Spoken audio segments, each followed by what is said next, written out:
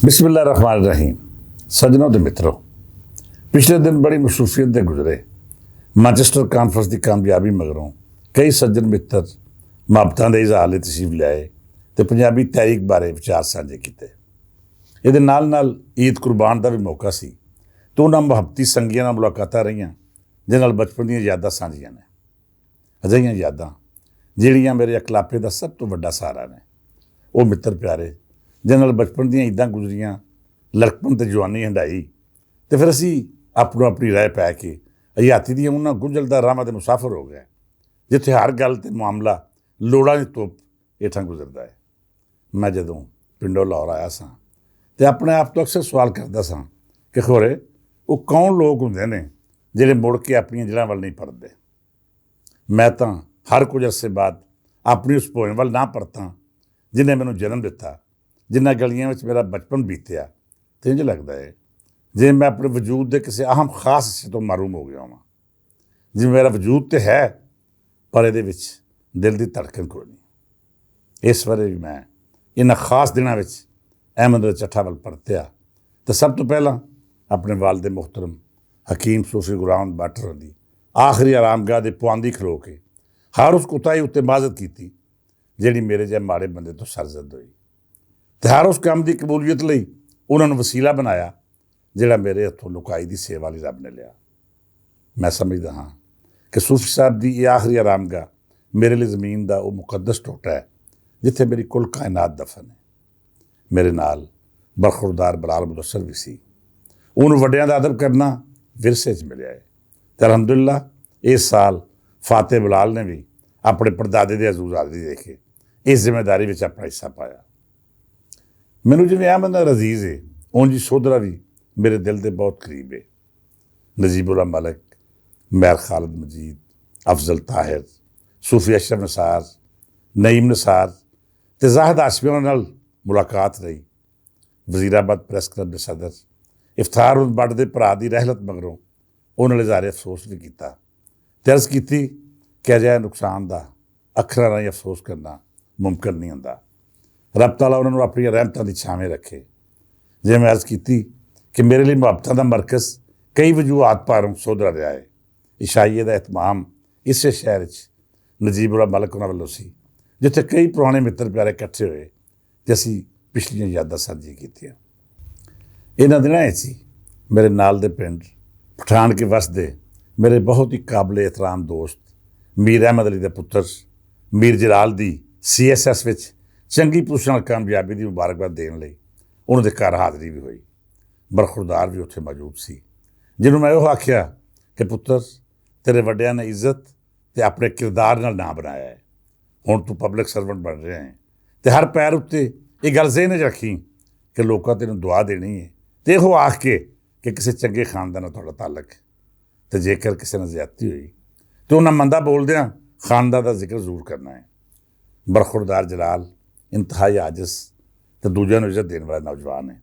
ਮੈਂ ਉਮੀਦ ਕਰਦਾ ਹਾਂ ਕਿ ਆਉਣ ਵਾਲੇ ਵੇਲੇ ਵਿੱਚ ਉਹ ਇੱਕ ਚੰਗਾ ਤੇ ਮਿਸਾਲੀ ਬਿਊਰੋਕਰੇਟ ਸਾਬਤ ਹੋਏਗਾ। ਈਦ ਦਾ ਦੂਜਾ ਦਿਨ ਫੈਸਲ ਦੀ ਇਸ ਬੱਟ ਤੇ ਧੀ ਰਾਣੀ ਸਨਾ ਫੈਸਲ ਦੇ ਨਾਂ ਰਿਹਾ। ਖਾਸ ਕਰ ਜਦੋਂ ਫੈਸਲ ਘਰ ਆਉਂਦਾ ਹੈ ਤਾਂ ਫਿਰ ਮੁਲਕੀ ਸਿਆਸੀ ਹਾਲਾਤਾਂ ਸਣੇ ਬੈਨ ਅਲ-ਅਕਵਾਮੀ ਸਤਹ ਉੱਤੇ ਢੇਰ ਗੱਪਸ਼ਪ ਰਹਿੰਦੀ ਹੈ। ਅਸੀਂ ਪਿਓ ਪੁੱਤਰ ਚੂੰਕਿ ਦੋਵੇਂ ਇੱਕੋ ਪੇਸ਼ੇ ਦਾ ਮਨਸਲਕ ਹਾਂ ਸੋ ਹਾਲ ਚਾਲ ਪੁੱਛਣਾ ਜਾਂ ਜ਼ਾਤੀ ਗੱਲਬਾਤ ਕਰਨਾ ਚੰਦ ਜੁਮਲਿਆਂ ਜਾਂ ਮਿੰਟਾਂ ਤੱਕ ਹੀ ਮਹਦੂਦ ਹੁੰਦਾ ਹੈ। ਫਿਰ ਮਾਸ਼ਾਅੱਲਾ ਫੈਸਲ ਦੀਆਂ ਮਾਲੂਮਾਤ ਤੇ ਬਿਊਰੋਕ੍ਰੇਸੀ ਵਿੱਚ ਜੜ੍ਹਾਂ ਇੰਨੀਆਂ ਮਜ਼ਬੂਤ ਨੇ ਕਿ ਉਹਦੀ ਹਰ ਦੂਜੀ ਤੀਜੀ ਗੱਲ ਜਾਂ ਜੁਮਲੇ ਵਿੱਚ ਕੋਈ ਨਾ ਕੋਈ ਖਬਰ ਜ਼ਰੂਰ ਹੁੰਦੀ ਹੈ। ਸ਼ਾਮੀ ਕੁਝ ਹੋਰ ਦੋਸਤਾਂ ਵੱਲ ਟੁਰ ਗਿਆ ਤੇ ਪੁਰਾਣੀਆਂ ਯਾਦਾਂ ਤਾਜ਼ਾ ਕਰਕੇ ਰਾਤ ਗਿਆ ਵਾਪਸ ਪਰਤੇ। ਈਦ ਦਾ ਤੀਜਾ ਦਿਨ ਅਲ ਮੁਸਤਫਾ ਵੈਲਫੇਅਰ ਟਰਸਟ ਦੇ ਨਾਮੇ ਸੀ। ਮੈਂ ਅਕਸਰ ਇਹ ਗੱਲ ਆਖਦਾ ਹਾਂ ਕਿ ਸਮਾਜ ਸੇਵਾ ਕਰਨਾ ਦੁਨੀਆ ਦਾ ਸਭ ਤੋਂ ਔਖਾ ਕੰਮ ਹੈ, ਖਾਸ ਕਰ ਉਸ ਵੇਲੇ ਜਦੋਂ ਤੁਹਾਡੇ ਉੱਤੇ ਸਾਹਿਬ ਇਸਤਾਤ ਹਜ਼ਾਰਤ ਵੱਲੋਂ ਦਿੱਤੇ ਗਏ ਸਰਮਾਏ ਦੀ ਦਰੁਸਤ ਲੋਕਾਂ ਤੱਕ ਮੁੰਤਕਲੀ ਦਾ ਫਰਜ਼ ਵੀ ਆਇਦ ਹੋ ਜਾਏ। ਇਹ ਅਜਿਹੇ ਪੁਲਿਸ ਰਾਤ ਤੋਂ ਟੁਰਦੇ ਮੁਤਰਾਦਿਫ ਹੈ ਜਿਹਦਾ ਮੁਸਾਫਰ ਕੋਈ ਆਮ ਆਦਮੀ ਨਹੀਂ ਹੋ ਸਕਦਾ। ਉਹ ਲੋਕ ਇਹ ਫਰਜ਼ ਨਿਭਾਉਂਦੇ ਨੇ ਜਿਹਨੂੰ ਰੱਬ ਤਾਲਾ ਇਸ ਲਈ ਆਪ ਚੁਣਦਾ ਹੈ। ਈਦ ਦੇ ਤੀਜੇ ਦਿਨ ਭੈਣ ਨੁਸਰਤ ਸਲੀਮ ਤੇ ਨਵਾਜ਼ ਖਰੋੜ ਦੀ ਟੀਮ ਗੋਸ਼ਤ ਦੀ ਤਕਸੀਮ ਸਣੇ ਮੁਸਤਕ ਬੱਚਿਆਂ ਤੇ ਅਫਰਾਦ ਨੂੰ ਈਦ ਦੇ ਤੋਹਫੇ ਪੇਸ਼ ਕਰਨੇ ਮਸਰੂਫ ਸੀ। ਮੈਨੂੰ ਉਹਨਾਂ ਖਾਸ ਤੌਰ 'ਤੇ ਦਾਵਤ ਦਿੱਤੀ ਸੀ ਕਿ ਤੁਸੀਂ ਸਾਡਾ ਹੱਥ ਵੰਡਾ ਕੇ ਸੇਵਾ ਦੇ ਇਸ ਕਾਰ ਵਿੱਚ ਰਲਤੀ ਬਣੋ। ਮੈਂ ਉੱਥੇ ਜਾ ਕੇ ਹਮੇਸ਼ ਦੀ ਤਰ੍ਹਾਂ ਇੱਕ ਖਾਸ ਸਕੂਨ ਮਹਿਸੂਸ ਕੀਤਾ, ਜਿਹੜਾ ਸਾਨੂੰ ਅਜਿਹੀ ਥਾਵੇਂ ਜਾ ਕੇ ਮਿਲਦਾ ਹੈ ਜਿੱਥੇ ਰੱਬ ਦੀ ਖਾਸ ਰਹਿਮਤ ਹੋਵੇ। ਅਲ ਮੁਸਤਫਾ ਵੈਲਫੇਅਰ ਟਰਸਟ ਉਹਨਾਂ ਇਦਾਰੇ 'ਚੋਂ ਇੱਕ ਹੈ ਜਿਹਨੇ ਹਮੇਸ਼ਾ ਦੁਖੀ ਇਨਸਾਨੀ ਦੀ ਖਿਦਮਤ ਲਈ ਇੱਕ ਪੈਰ ਅਗਾਂਹ ਪੱਟ ਕੇ ਫਰਜ਼ਾਂ ਦੀ ਅਦਾਇਗੀ ਕੀਤੀ। ਖਾਸ ਕਰ ਮਿੱਤਰ ਪਿਆਰੇ ਜਨਾਬ ਅਬਦੁਲ ਰਜ਼ਾਕ ਸਾਜਿਦ, ਜਿਨ੍ਹਾਂ ਨੇ ਆਪਣੀ ਤਹਿਰੀਕੀ ਜ਼ਿੰਦਗੀ ਦਾ ਆਗਾਜ਼ ATI ਤੋਂ ਕੀਤਾ। ਉਹਨਾਂ ਦੀ ਹਯਾਤੀ ਦਾ ਹਰ ਲਮਹਾ ਦੂਜਿਆਂ ਦੀ ਦਸਤਗੀਰੀ ਵਿੱਚ ਬੈਠਦਾ ਹੈ। ਮੈਂ ਆਮ ਤੌਰ 'ਤੇ ਕਦੀ ਕਿਸੇ ਸਮਾਜ ਸੇਵਕ ਤੋਂ ਮੁਤਾਸਰ ਨਹੀਂ ਹੁੰਦਾ। ਹਮੇਸ਼ਾ ਇਹ ਵੇਖਦਾ ਹਾਂ ਕਿ ਇਹਦੀ ਸੇਵਾ ਪਿੱਛੇ ਕਿਹੜਾ ਜਜ਼ਬਾ ਹੈ। ਬਹੁਤ ਸਾਰੇ ਲੋਕ ਸਮਾਜ ਸੇਵਾ ਦੀ ਆੜ ਵਿੱਚ ਮਾਲ ਪਾਣੀ ਇਕੱਠਾ ਕਰਦੇ ਨੇ ਅਤੇ ਬਹੁਤ ਸਾਰੇ ਸ਼ੋਹਰਤ ਦੇ ਮੁਤਲਾਸ਼ੀ ਇਸ ਰਾਹ ਆਉਂਦੇ ਨੇ। ਪਰ ਅਬਦੁਲ ਰਜ਼ਾਕ ਸਾਜਿਦ ਵਿੱਚ ਮੈਨੂੰ ਹਮੇਸ਼ਾ ਉਹ ਸੱਚਾ ਅਤੇ ਖਾਲਸ ਸਮਾਜ ਸੇਵਕ ਵਿਖਾਈ ਦਿੱਤਾ ਹੈ, ਜਿਹਨੂੰ ਨਾ ਤਾਂ ਆਪਣੀ ਸ਼ੋਹਰਤ ਦੀ ਖਾਸ ਹੈ ਅਤੇ ਨਾ ਹੀ ਉਹ ਆਪਣੇ ਹਯਾਤੀ ਦੀਆਂ ਸੁਖਾਈਆਂ ਇਸ ਕਾਰ 'ਚੋਂ ਲੱਭਦਾ ਹੈ। ਇੱਕ ਦਰਵੇਸ਼ ਇਸ ਇਨਸਾਨ ਜਿਹਦੀ ਆਪਣੀ ਟੀਮ ਵੀ ਉਹਦੇ ਵਾਂਗੂ ਬੇਲੌਸ ਅਤੇ ਮੁਸਤਕਿਲ ਮਿਜ਼ਾਜੀ ਨਾਲ ਮਿਹਨਤ ਕਰਨ ਦੀ ਆਦੀ ਹੈ।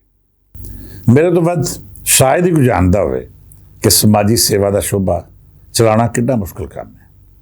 ਮੈਂ ਕੁਝ ਅਰਸੇ ਤੱਕ ਬਾਬਾ ਫਰੀਦ ਵੈਲਫੇਅਰ ਫਾਊਂਡੇਸ਼ਨ ਰਾਹੀਂ ਲੋਕਾਂ ਦੀਆਂ ਅਮਾਨਤਾਂ ਹੱਕਦਾਰਾਂ ਤੱਕ ਪਹੁੰਚਾਉਣ ਦਾ ਫਰਜ਼ ਨਿਭਾਉਂਦਾ ਰਿਹਾ ਹਾਂ। ਮੈਨੂੰ ਹਮੇਸ਼ਾ ਇਹ ਡਰ ਰਿਹਾ ਕਿ ਕਿਤੇ ਮੈਂ ਲੋਕਾਂ ਦੇ ਦਿੱਤੇ ਹੋਏ ਸਦਕੇ ਖੈਰਾਤ ਜਾਂ ਫਿਰ ਇਮਦਾਦੀ ਰਕਮ ਵਿੱਚੋਂ 1 ਰੁਪਈਆ ਵੀ ਆਪਣੇ ਮਕਸਦ ਉੱਤੇ ਖਰਚ ਨਾ ਕਰ ਲਵਾਂ।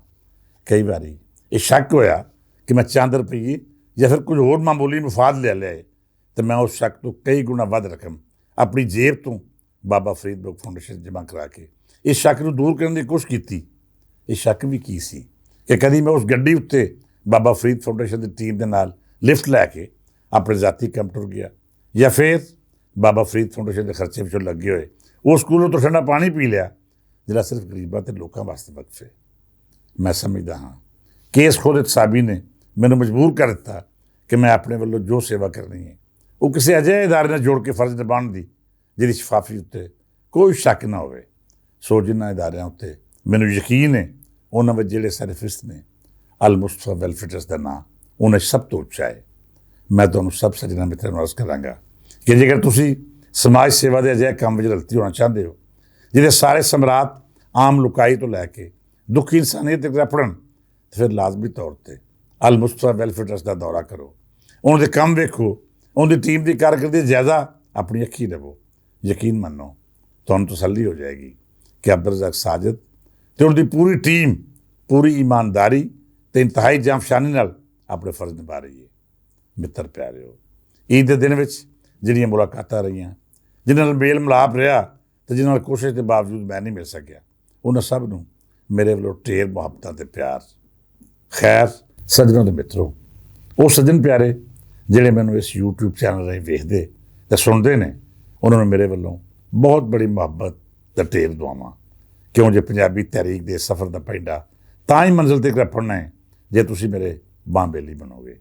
ਅਸੀਂ ਸਭ ਰਲ ਕੇ ਬੋਲੀ, ਰਹਿਤਲ ਅਤੇ ਪੰਜਾਬੀ ਸਹਾਫਤ ਨੂੰ ਉਹਦਾ ਜਾਇਜ਼ ਹੱਕ ਦਿਵਾਉਣ ਲਈ ਜਿਹੜਾ ਪੰਜਾਬ ਦੁਸ਼ਮਣਾਂ ਅਤੇ ਇਸ ਧਰਤੀ ਨਾਲ ਬੋਝ ਰੱਖਣ ਵਾਲੇ ਕਸਬ ਕੀਤਾ ਹੋਇਆ ਹੈ, ਆਪਣੀ ਕੋਸ਼ਿਸ਼ ਜਾਰੀ ਰੱਖਾਂਗੇ। ਅੱਜ ਲਈ ਇੰਨੀਆਂ ਗੱਲਾਂ, ਕੱਲ੍ਹ ਤੋਂ ਇਨਸ਼ਾਅੱਲਾ ਰੂਟੀਨ ਦੇ ਮੌਜ਼ੂਆਤ ਉੱਤੇ ਵਿਚਾਰ ਚਰਚਾ ਕਰਾਂਗੇ ਅਤੇ ਤੁਹਾਡੇ ਨਾਲ ਪੰਜਾਬੀ ਤਾਰੀਖ ਅਤੇ ਸਿਆਸੀ ਮਾਮਲਾਤ ਵੀ ਜ਼ੇਰੇ ਬਸ ਲਿਆਵਾਂਗੇ। ਇਸ ਦੁਆ ਨਾਲ ਇਜਾਜ਼ਤ ਦਿਓ ਕਿ ਰੱਬ ਸੱਚਾ ਹਰ ਉਸ ਬੰਦੇ ਦੀ ਮੁਸ਼ਕਿਲ ਆਸਾਨ ਕਰੇ ਜੇ ਦਿਲ ਵਿੱਚ ਦੂਜਿਆਂ ਲਈ ਪਿਆਰ, ਮੁਹੱਬਤ ਅਤੇ ਭਾਈਚਾਰੇ ਦਾ ਜਜ਼ਬਾ ਹੈ। ਇਨਸਾਨੀਅਤ ਦੀ ਸੇਵਾ ਕਰਨ ਵਾਲੇ ਹਮੇਸ਼ਾ ਸਲਾਮਤ ਰਹਿਣ ਅਤੇ ਇਹਨਾਂ ਦੇ ਡੇਰੇ ਵਸਦੇ ਰਹਿਣ ਜਿੱਥੋਂ ਲੋਕਾਂ ਦੀਆਂ ਹਾਜਤਾਂ ਪੂਰੀਆਂ ਹੁੰਦੀਆਂ ਨੇ।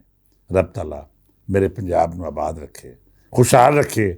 ਰੱਬ ਸੋਹਣਾ ਮੇਰੇ ਦੇਸ਼ ਪਾਕਿਸਤਾਨ ਉੱਤੇ ਆਪਣੀ ਰਹਿਮਤਾਂ ਅਤੇ ਬਰਕਤਾਂ ਦੀ ਛਾਂ ਰੱਖੇ। ਇਜਾਜ਼ਤ ਦਿਓ। ਰੱਬ ਰੱਖਾ।